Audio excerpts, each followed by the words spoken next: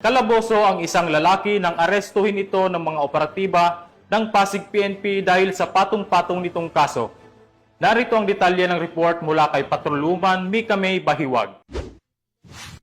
Arestado ang isang lalaki ng mga tauhan ng Pasig City Police Station bandang 5:45 ng hapon sa kahabaan ng Tambakan 2 Tuason Compound, Barangay San Miguel, Pasig City nitong ika-2 ng Hulyo, taong kasalukuyan. Kinilala ang suspect na si alias Marshall, 49 anyos at residente din sa nasabing lugar kung saan ito naaresto.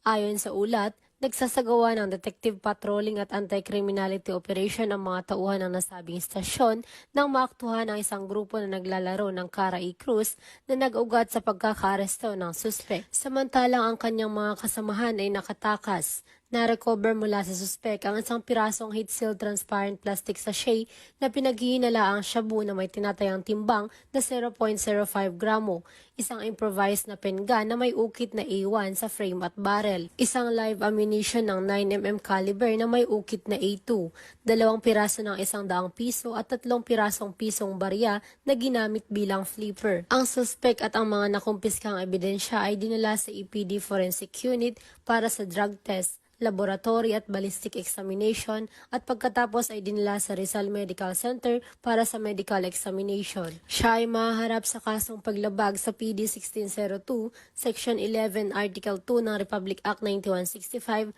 o ang Comprehensive Dangerous Drugs Act of 2002 at Republic Act 10591 o ang Comprehensive Firearms and Ammunition Regulation Act.